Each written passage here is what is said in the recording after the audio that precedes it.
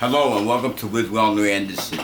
This is a channel where we talk about economic things, financial things, and we talk about some business things in simple terms. This is your monthly update. I wanted to start out by saying a major event has occurred, and I want to go over this first, then we will go through the normal stuff we do during the month, which is some education and just general news updates on the economy. And this is the Inflation Reduction Act. That's what we're going to talk about today at start. Let me first of all go through some of the elements in the act. It says enact historic deficit reductions to fight inflation, lower energy costs to increase cleaner production, reducing the Medicare costs to negotiate directly with the companies. It says to make it so that the rich and major corporations pay their fair share, and yet it says no one over under $400,000 will be impacted by it, closing the loopholes and doubling the size of the IRS. We can find really nothing in this act that addresses any immediate problem related to inflation. Nothing. Okay, let me just go through the retort of some of the issues.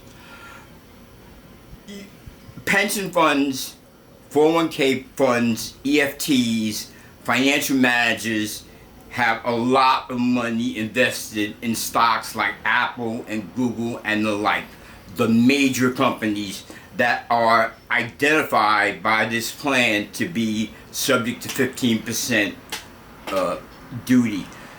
So what is happening is that 15% that the government is taxing your 401, taxing Google and Apple and the like, is really like 15% reduction in earnings to you.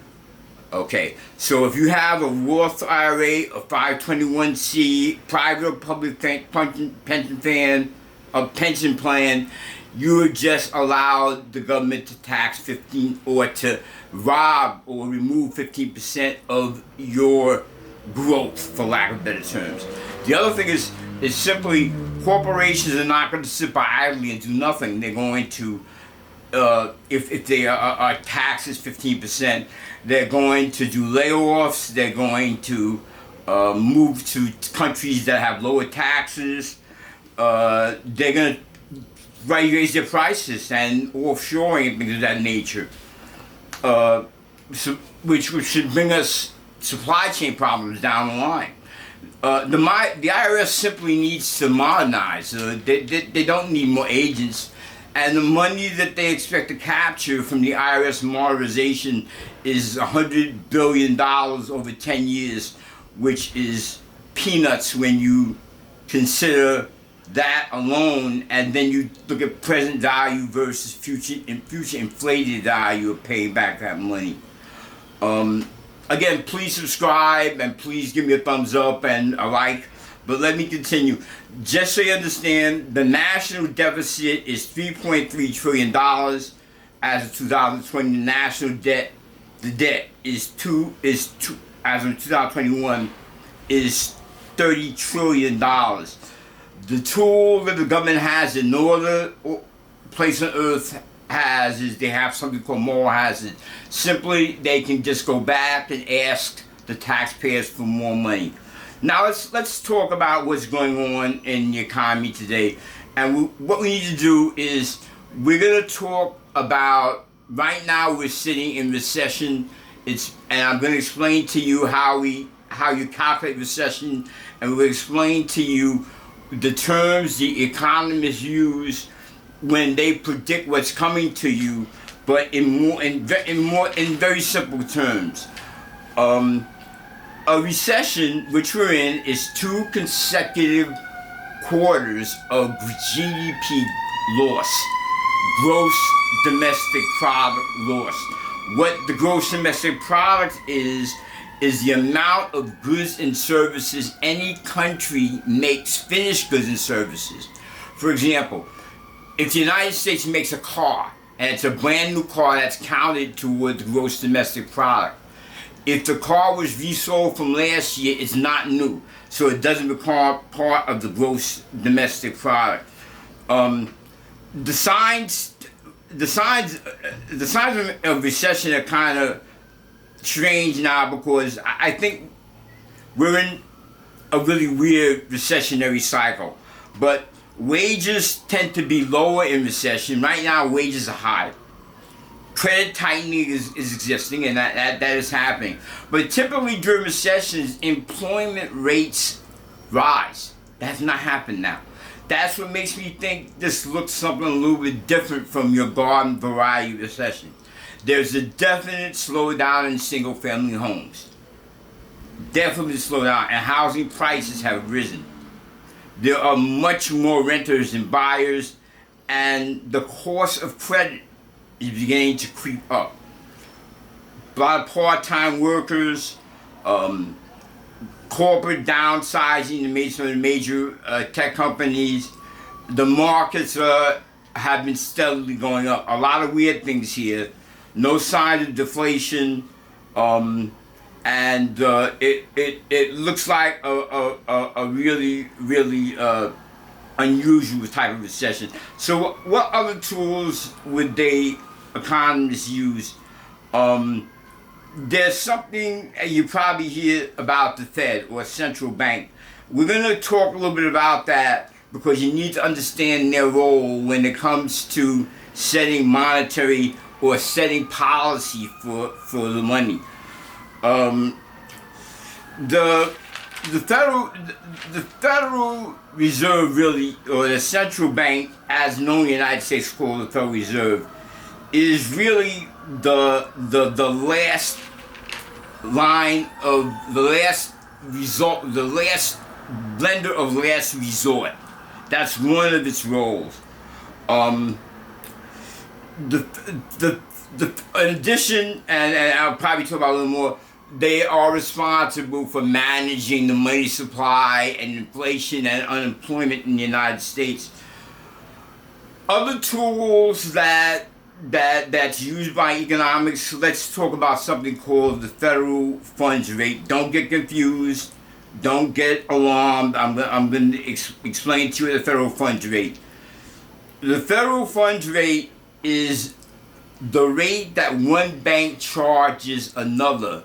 So when that other bank opens in the morning, there's enough reserve in the bank to tender to the needs of people coming in asking for their money. So that tells you right there that all the money that's in the bank is not there. There's a portion left of that money. That's the federal funds rate. That is the best possible rate you can get from in lending. And right now the federal funds rate is, I believe, is 1.5 or 1.5% or 2.0%. Think of it this way. If you ever seen the movie It's a Wonderful Life with Jimmy Stewart, and in the movie I think he plays I forget the name, but he plays the banker, and people come in for their money, and there's a run on the bank. It's a Wonderful Life. It's a movie made in 1947. That's sort of like what reserves are for. Reserves are there so that you can give people a minimal amount of money there so people can do their normal transactions. Okay, so we talked about the central bank. We talked about the fact that in the United States it's called the Federal Reserve Bank. The Federal Reserve Bank, let's move on also to now looking at the stock markets as a tool that economists use. The best market to look at would probably be the Standard & Poor's 500. The reason why is because it's the broadest major market. Since the last report I gave you was on July 8th, and the markets for the S&P 500 was lower than it is now. For the last 4 weeks, it's steadily gone up. That's sort of a good sign for stock markets. but it may not be a good sign for the Federal Reserve. Another tool they use, the economists use, is called the ISM PMI. Stick with me. It's called the Institute of Supply Managers and Purchasing Managers Index. That's all you have to know.